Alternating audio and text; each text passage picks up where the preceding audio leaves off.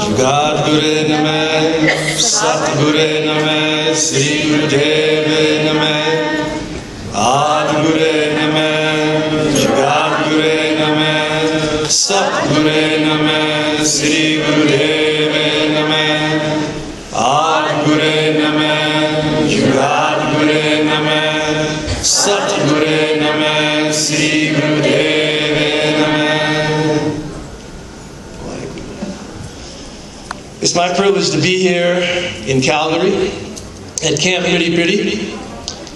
It was a beautiful experience. It still is a beautiful experience. I've been here once before in the winter. It's different here in the summer. But both times were very, very beautiful. You have a beautiful Sangha. The young men and women that I had a chance to meet through this camp are incredible. The young men, the young ladies, very solid in their identity, very solid in their practice, very open to advance their consciousness, and I want to commend them. I want to commend the parents of these young people, because it's through your example, your love, your effort, I would assume for the most part that these young people have come to where they are today. In addition to their own force, destiny, and capability. That's the good news. But with every great blessing comes an even greater responsibility. And so that identity, that ability to identify yourself as a Khalsa, as a Sikh, to walk this earth in support and in defense of others, in support of peace and prosperity, is a day-to-day effort. It's a day-to-day challenge. You can't be great without challenge and adversity. Guru Gobind Singh was out for a ride one day with his entourage, and they were riding through the Punjab, and he saw in the distance some of the students that he had sent off to start a community, and he was looking forward to meeting. He saw them down the road, and they saw the Guru. They turned off, went a different direction. He said, "What is it? Did you see that? Go get those guys." So they rode off, they brought them to the Guru, and the Guru said, "Look, wait a minute, look at you, your hair is cut, you're kind of wearing some funny looking clothes. What? I sent you off with a particular identity, a particular look, the teachings to spread it to others. When you come back looking like this, what's the problem?" And they said, "Guruji, we're sorry. It's just so hard where we are. There's no other Sikhs. We're persecuted, people make fun of us. You know, they abuse us. They challenge us physically. It's hard." And the Guru didn't berate them. He didn't yell at them. He didn't say, negative things about it. He said, "Okay, I understand. I understand." And then several days later was the Amrit ceremony. And that's when he brought forward that whole process to instill strength in the Amrit Dari Sikh. He recognized that you need that extra something, that bani, that power of the nod, to infuse your spirit, to infuse your nervous system, your physicality, with the ability to walk tall in all circumstances. And so he performed that first Amrit ceremony and started the path of the Khalsa. And so that's still true today. If you have that identity, that belief system, those values, you have to stand for those values. Not just on Friday or Thursday, Monday afternoon, but 24/7. And that's difficult. And I'm going to tell you how difficult that is. We have a song called the Song of the Khalsa. And the first words are, "Many speak of courage, but speaking cannot give it. It's in the face of death that we must live it." You sing that song every day. It's a nice song. I like it. Okay, it's a powerful word. Well, there were two Sikh gentlemen walking in Northern California out for their evening walk. They went out every day. They wore their turbans. They represented the Guru, and they were friends. One was 68, the other was 70. And they took this evening walk every day through their community in Northern California, close to Sacramento. And one evening, somebody rode by and shot them both in the chest twice and killed them. They weren't gang members. They weren't drug dealers. They were just Sikhs of the Guru wearing a turban in an environment that is not often tolerant of that level of diversity. And I live in California. And I decided, you know what, I'm going to go there and support the community, because that's a tremendous loss And I went to the Gurdwara. My wife and I got there, and just 2 days after these gentlemen had been killed. I think actually one was still in intensive care. The other one died on arrival at the hospital. And you think about that, this community. One of your elders or two of your elders were shot and killed. Would it make you stop and think, gee, I don't know about this whole thing? Okay? Kind of shakes you up a little bit, perhaps. But when I visited this Gurdwara, it was packed. Wall to wall, you couldn't find a seat. They didn't cancel the Gurdwara. They didn't say, uh-oh, well, you know, a couple people got shot, so maybe we better lay low. No. They came in, they did the program, they played the kirtan, they read from the Guru, they did it exactly the way it was supposed to be done. And that's the spirit of the Khalsa. That's that undying strength that says, in the face of death, you know what? 2 people got shot, don't worry about that. We're going to step up, and 10 more will come in and take over what they were doing. Yes, we're going to grieve. We're going to cremate them. We're going to speak the words of love and praise that they're due. But we're not going to stop what it is that we have to do. And this is what it means to wear those 5Ks. This is what it means to wear that turban. This is what it means to have this level of commitment. And that's important. Because as the shepherd said, you know, I left my parents. I've gone on and done got to go do some other things. And that's just not for young people. That's for everybody. You have to leave that area of comfort for yourself. You have to step up and grow and step into a realm of activity and endeavor and service that you're not quite perhaps think you're ready for. That level of responsibility that I spoke about for this community extends to this community. Yes, you have to be strong, but now you have to be a model for the Calgary community itself. You have to reach out to the other Sikhs. In my community, there are 5 Gurdwaras.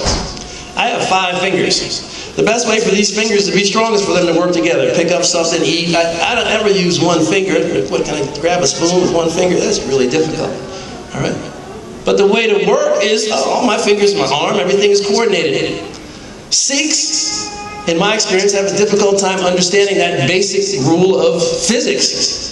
No, we're going to operate as 5 individual fingers. We can't work together. Well, you can't be successful in 2011 if you can't work together. If you can't work together in the Gurdwara, you can't work together in the community, you can't work together, then you're done, you're finished, it's over, and you might as well park yourself somewhere and wait for your breath to run out. You must be able to work together as a community. This community seems to be very cohesive. I don't know the facts and figures. Harjot might enlighten me more as we ride to the airport. Okay. But you have to respect each other, you have to work together, and then you have to stretch out beyond this community and serve as an example for other Sikh communities in Canada, in Australia, Zimbabwe, wherever there is a Sikh community, you have to be a model. Because you lead by example, you don't lead by talking. All right? My karate instructor said there's a big difference between I can and I did. Everybody would say, oh, I can be black, I can. Well, do you have it? Well, I thought about it. So, that's a level of responsibility. The young people here that I've talked to, very strong. But now you have to be strong in support of each other. Can't just be strong when Cherti Kalal rolls into town or when Harjot gets on your case. You have to be strong independently. That's moving away from your parents, moving away into a zone of adulthood and responsibility that says we're going to grow, we're going to develop something meaningful. The man who taught me, Sri Singh Sahib, Gurjodha Singh Khalsa, Yogi Ji, was a tremendous visionary. He was a great man, probably the greatest man I've ever known, and maybe the greatest person to walk this planet for quite some time. But he was also very, very practical. He didn't just come up with some meditations and read from the Guru and live a good life. He said, no, you have to have a spiritual community that is able to create peace and prosperity. And the methodology for that is very, very direct. You have the Siddhi Guru Granth Sahib. The wisdom is in the Guru. People need access to the Guru. So he built businesses to support the community so that everybody would have a job, they would have a place to go, they would have income, because you can't be spiritual if you're broke, you don't have any money, you can't eat, you don't have a place to live. And the Guru recognized that. So he built these businesses to support the community. He built a yoga center so that people would have a place. They couldn't do chanting or they couldn't do Nam Simran in their home because their neighbors would be banging on the floor. It's too loud. Shut up. It's 3 o'clock in the morning. Okay? He built a center where people could come and they could join together and meditate in the morning as a community, which is empowering. 75, 100 people chanting Ek Onkar, the moon mantra. It's empowering. So he broke that, and people could study the science of yoga and meditation throughout the day. And since everybody from the yoga center ended up walking over to the Gurdwara, lo and behold, certain yoga students started coming and bowing before the Guru. Pretty soon they had some cloth on their head, and pretty soon they were Sikhs. And then he had a school. In the beginning, every community had a Miri Piri school.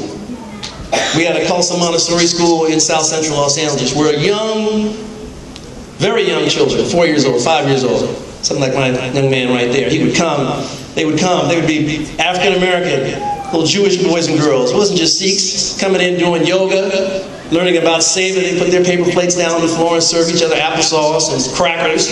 Okay? But they were learning the system. And they would talk about Guru Nanak and Guru Ram Das and sing the songs that were created for them to learn about the system.